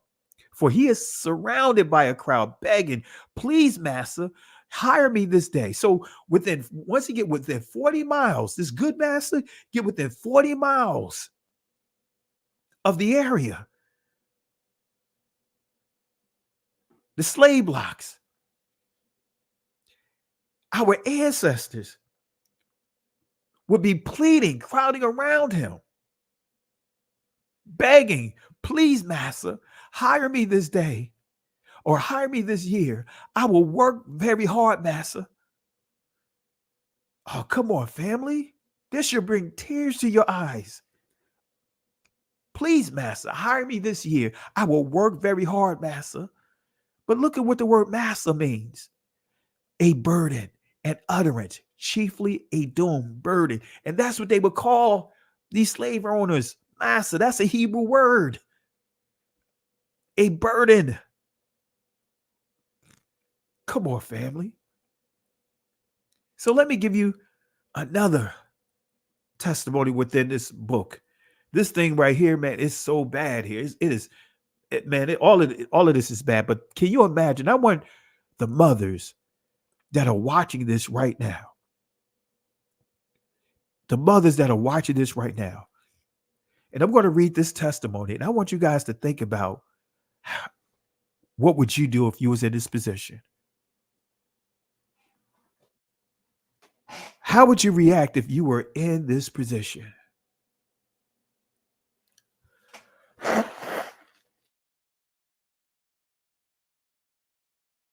I mean, this is really sad. Now, let me read this here. This is another account, a situation. It says here, the slave mother, New Year's Day, comes laden with peculiar sorrows. She sits on her cold cabin floor, watching, clear my throat, watching the children who may all be torn from her the next morning. So this is December 31st. This particular mother sits on her cold cabin floor, watching the children who may all be torn from her the next morning. So while the children are playing, she's not playing. She's looking at her children, knowing that this may be the last time, in her mind, some of them. But it goes on to say, and often does she wish that she and they might die before the day's dawn. So here it is. She's the anxiety kicking in. And if you guys can remember the Oprah Winfrey movie, I can't remember the name of the movie, when it was dealing with that demonic spirit of her children being taken away. I can't remember. One of the daughters came back to haunt her. But what triggered her actions? Beloved, that's the name of the movie. If you guys seen Beloved, it's a heavy movie, man. It's a heavy movie. It'll have you feeling some kind of way. But in the movie Beloved, when you find out exactly what she had done, she attempted to kill her kids before she allowed them to go into slavery. The slave masters were coming to take her children, and her solution was to kill them and ultimately kill herself, kill them all. Now, I know that when you look at it, it's like, man, that is sick. That is, man, how can a mother do that? But I want you to think about that scene. And then as I read this here, this is actually describing the thoughts that was going through this mother here in this particular portion of this testimony. She sits on her cold cabin floor watching the children who may be torn from her the next morning, and often does she wish that she and they might die before the day dawns. She may be an ignorant creature, degraded by the system that has brutalized her from childhood, but she has a mother's instinct and is capable of feeling a mother's agonies. Notice what it says here, on one of these sales days, right? January 1st, sales day, I saw a mother lead 7 children to the auction block.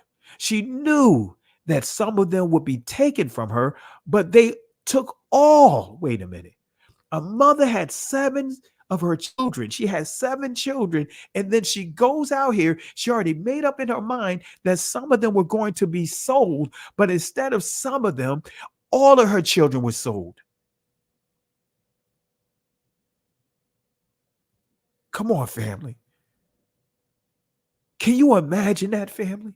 She already, played it out through her mind. She already come to grips saying that January 1st, some of my children are not going to be with me. But she lost all 7 of her children. So guess what, family? This is why we came together. This is why we come together, to make sure that we understand, that we don't forget that tomorrow is not guaranteed. So we can hear the same words, these words that was almost 2 centuries ago, to let our people at our assembly know that, guess what? Tomorrow is not guaranteed. Anything can happen. Enjoy your family. Enjoy the things that the Most High has done for you. We could talk about these stories right here. Thank the Most High. Because we could talk about this after the fact nonsense, this after the fact prophecy, and say what we would have done. You don't know what you would have done if you was living during that time. It's easy for us to say what we would have done today. But come on, family. We're talking about back at that time. Thank the Most High that he allowed you to be born in this dispensation of time. Thank the Most High that you were not born back then. Who knows if you would have been living long enough? Who knows that you wouldn't, what type of situation you may have been born into? Now, I'm not saying from putting down our ancestors, like, man, I'm glad I wasn't living during that time. No, I thank the Most High. But man, that's why I talk about this. It's like, you know what? I'm going to keep talking about their testimony. I'm going to keep talking about their story. That's why we do watch night service. Has nothing to do about New Year's, celebrating New Year's. It's reminding our brothers and sisters that tomorrow is not guaranteed. Things could change with a flip of a switch. It can change with a flip of a switch. We need to stop living like tomorrow is guaranteed. Come on, family. I grew up in the worst area. I grew up with nothing. Nada. But can you imagine this, family? But notice this here. I'll wrap this up here. She knew that some of them would be taken from her, but they took all. The children were sold to a slave trader, and their mother was brought by a man. So the children were sold one way, and the mother was sold to another. And the mother was brought by a man in her own town. Before night, her children were all far away. She begged the trader to tell her where he intended to take them. This he refused to do. How could he, when he knew he would sell them one by one wherever he could command the highest price? So here it is, old school, the way that I was raised, old school. And I appreciate you, Apostle Curtis and family. Let's give shout outs to Apostle Curtis. Really appreciate him. And he's doing a lot, man, doing a lot for the community, a lot for the kingdom. And man, can you guys think about this for a moment? See, I was raised old school, and I know Apostle Curry is gonna Curtis is gonna he's gonna understand this. Apostle Lewis is gonna understand this. Sister Carol, son, you guys from the older generation. The way that I was raised, when one go, we all went.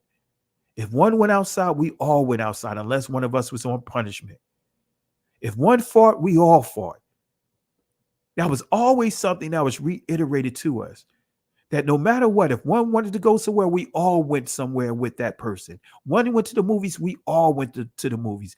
When we had to move from place to place, guess what? When transitioning from household to household, one thing they made sure the thing was we would stay. Me and my brothers were kept together till my grandmother jumped in and said, "Enough is enough."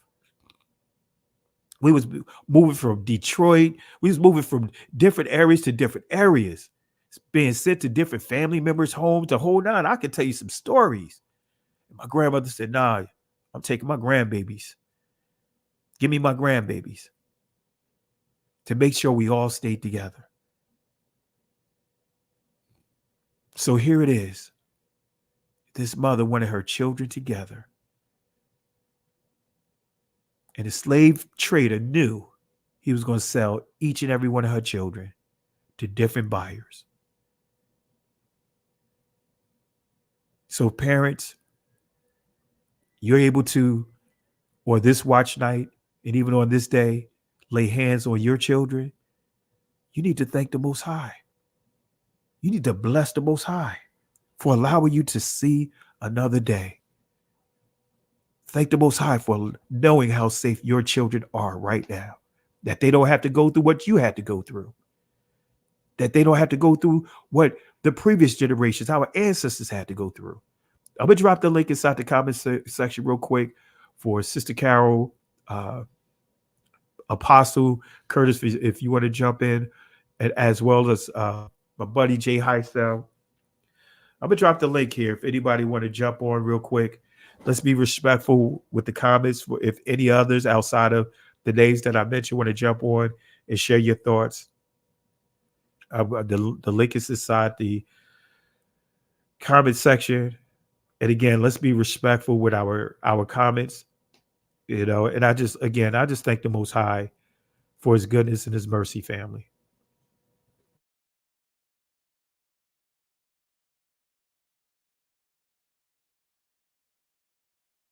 Really thank the Most High. Let me just check to see if anyone trying to come in. So while they may be trying to connect here, so family, let's stop majoring in the minor, and let's stop with entertaining certain conversations. Don't lie about our ministry. Don't make up lies about our ministry. We don't celebrate New Year's.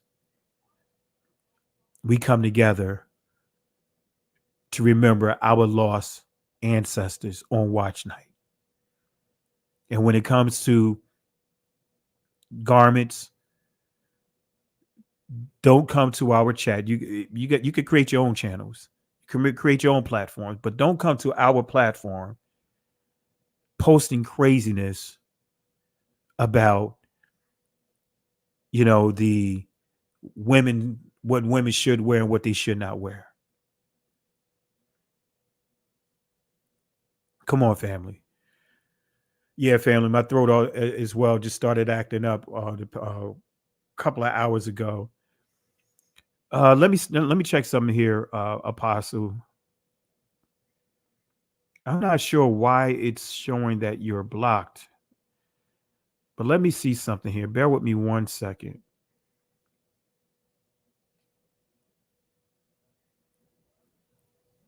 Let me see something here. This is just crazy.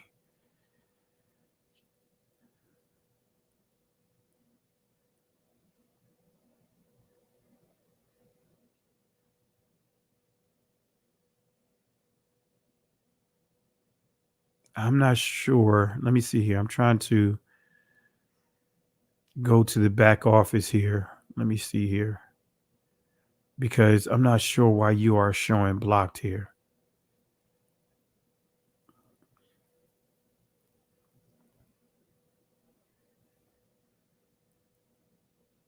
I'm trying to see if StreamYard even have a section for that. Let me check my YouTube again. Bear with me 1 second, Apostle.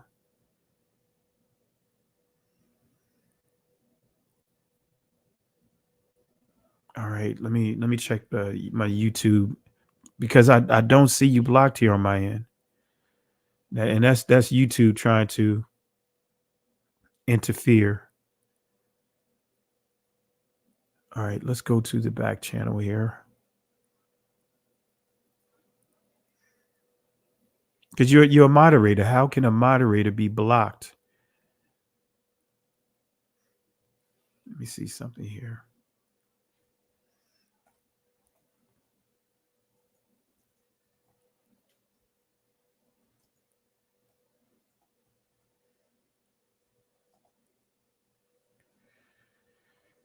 Let's see here.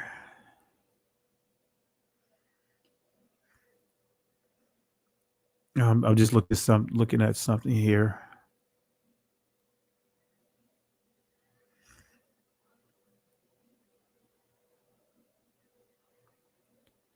All right, let me try this here.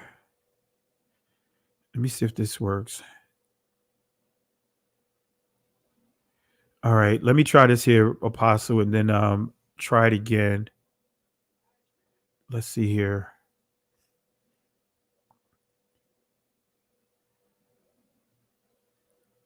Yeah, it's not showing that you're banned.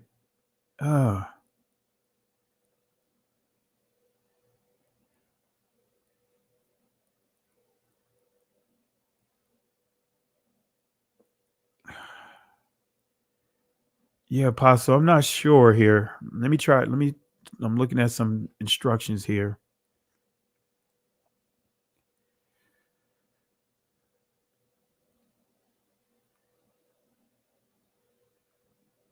All right, let's see here.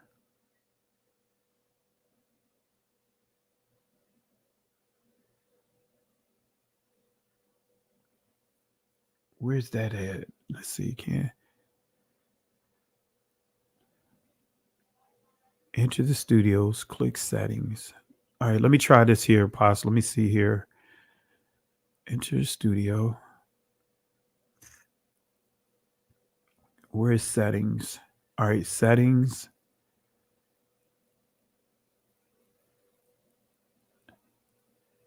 All right, Apostle, I think I figured it out. If you want to try it now, try it again, Apostle. I think I figured it out.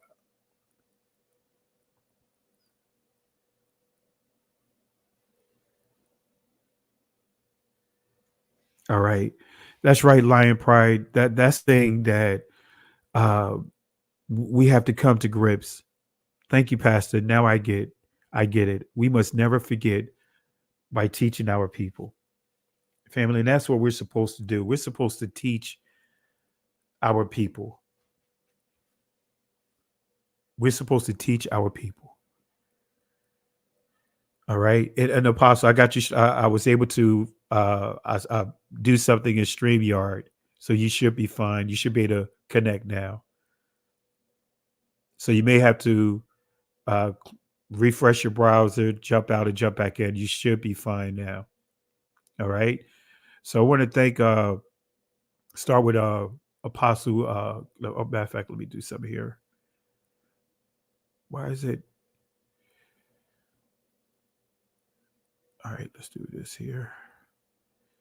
Want to thank you, Jershel. Want to thank you for the love and support. Thank you for the super sticker tonight.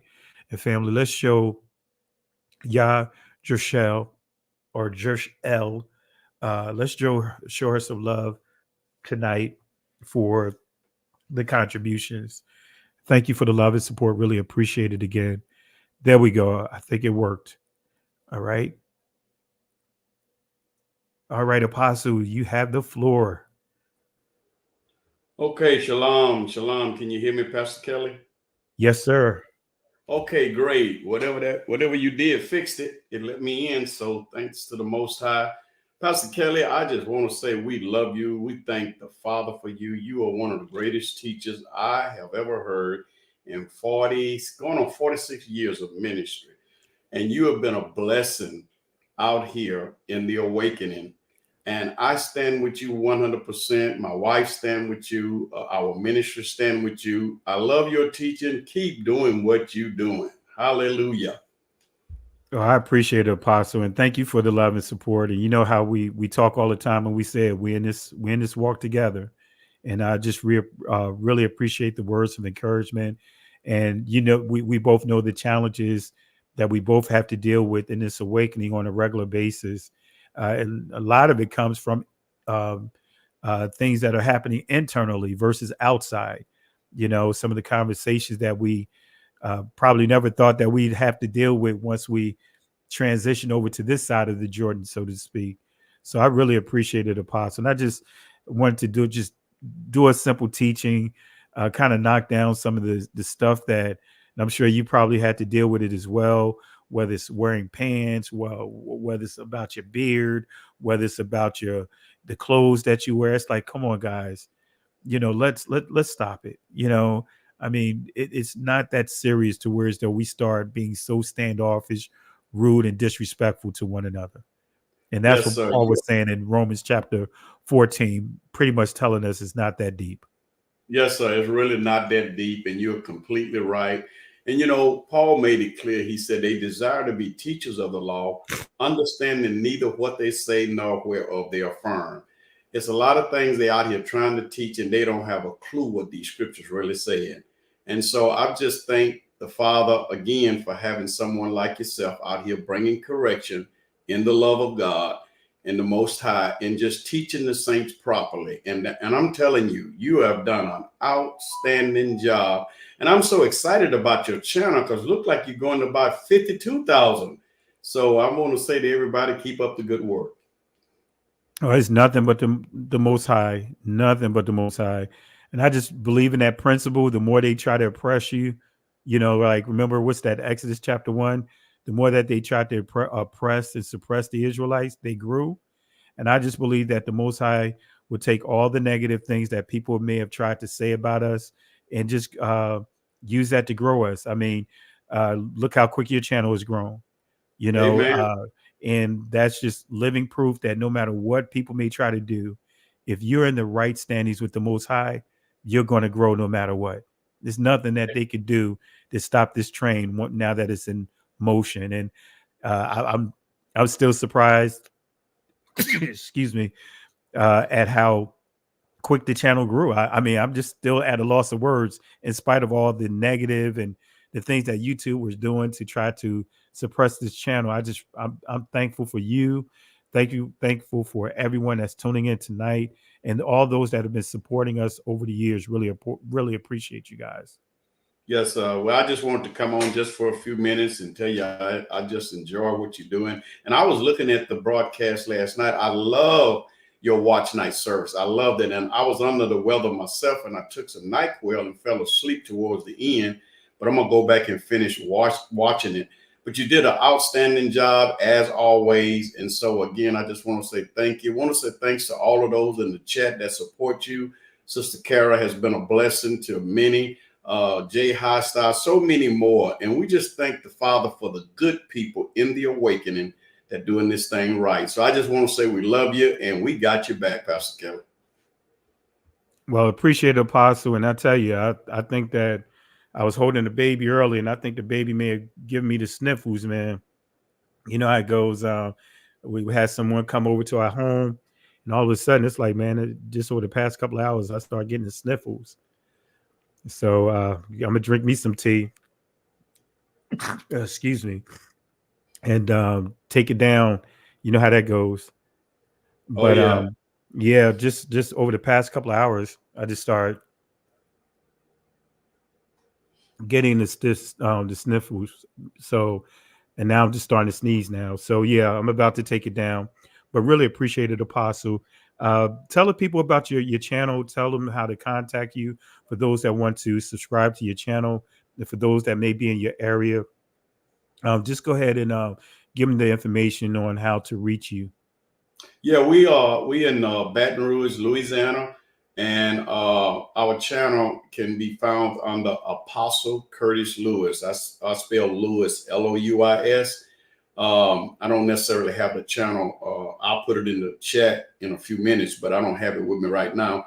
But if you go to YouTube under Apostle Curtis Lewis, CurtisLouis, and you can find us on YouTube. Also, if with your permission, Pastor Kelly would like to share that we also having a Connecting the Dry Bones coming up in January the 13th. And we asking people to be looking out for it. We're going to put it on social media for those who can't make it. But yeah, you can go to YouTube under Apostle Curtis Lewis. And when I get a chance, I'll probably put it in the chat with Pastor Kelly's permission.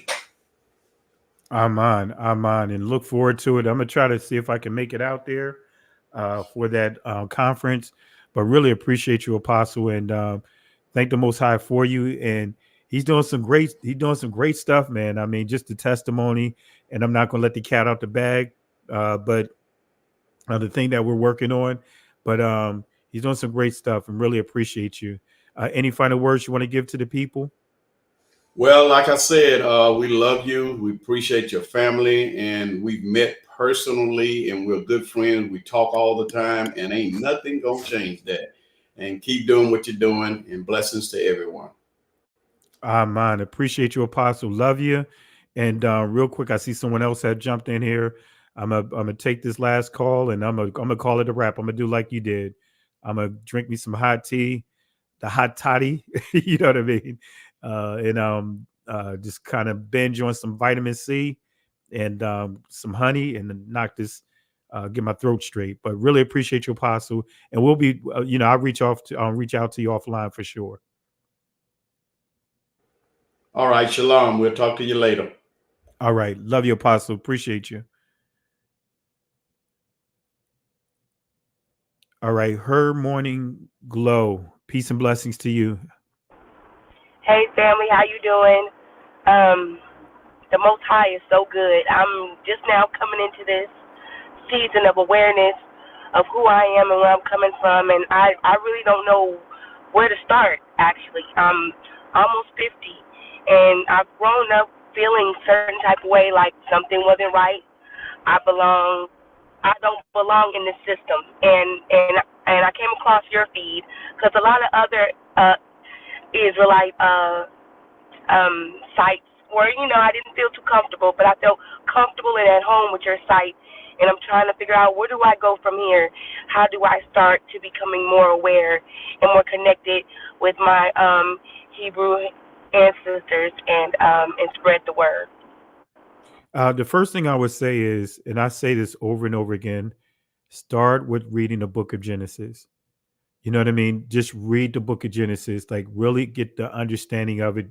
Read it from a perspective of not trying to memorize it, but just read it. Just read it from the beginning to end, especially when you start getting into the names.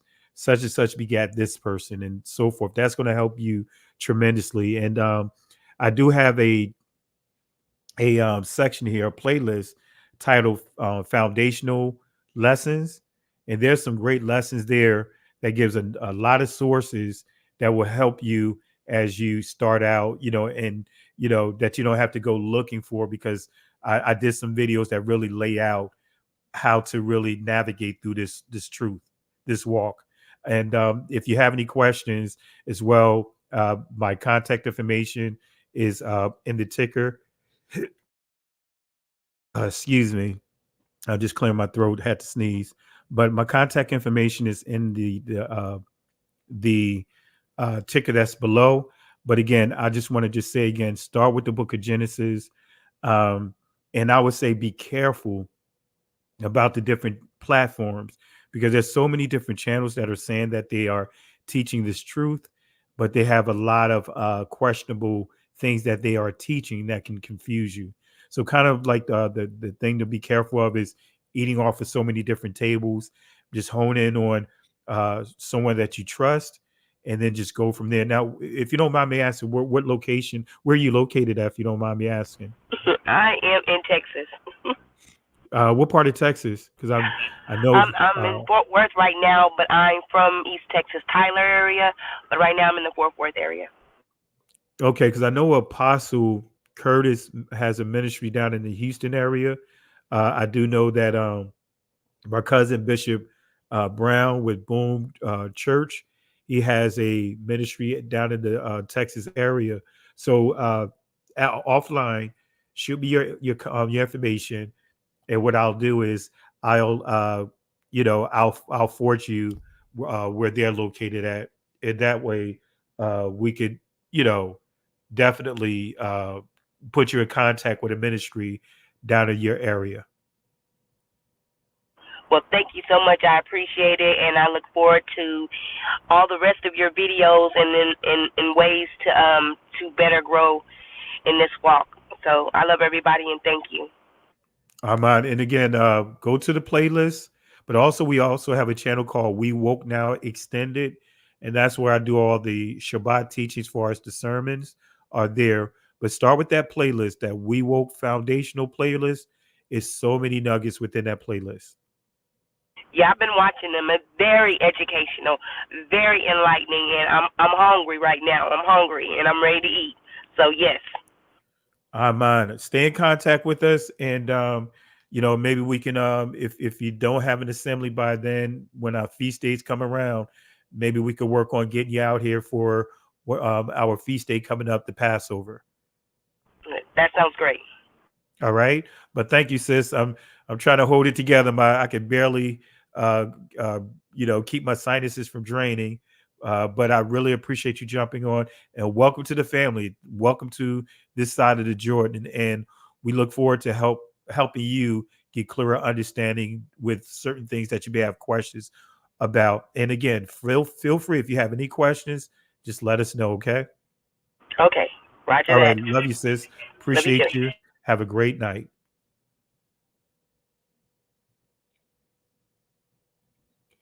All right, family, I'm gonna have to get ready to take it down because again, my sinuses are draining, and I definitely want to just get some, really address that. Right now, I want to go ahead and get this hot tea and all that stuff going. Again, I didn't anticipate on my sinuses to suddenly start draining the way that it is. So I'm going to load up on my vitamin C, got my elderberries, got all those things that I'm getting ready to load up on, just so that way that I'm good within the next day or two. Good thing that I'm off until Thursday. All right. But with that being said, family, in the words of the Most High that he gave to Moses in Exodus chapter 14, verse 13 and 14, he said, "Fear ye not, stand still, see the salvation of Yahweh. These Egyptians that you see here today, they will never have power over you ever again. The Most High will fight for you." But here's the kicker, family. We have to hold our peace. Can't go back. Can't stay here. Keep moving forward. Shalom. Listen, Genesis chapter 11, verse 10 explains the genealogy of Shem. Shem was a black man in Africa. If you repeat this back, Genesis 14, verse 13, Abraham steps on the scene. Being a descendant of Shem, which is a fact, means Abraham too was black. Abraham, born in the city of a black man, called Nimrod, grandson of Ham. Ham had 4 sons. One was named Canaan. Here, let me do some explaining. Abraham, Isaac was Jacob had 12 sons, for real, and these were the children of Israel. According to Genesis chapter 10, these were the children of Israel. According to Genesis chapter 10.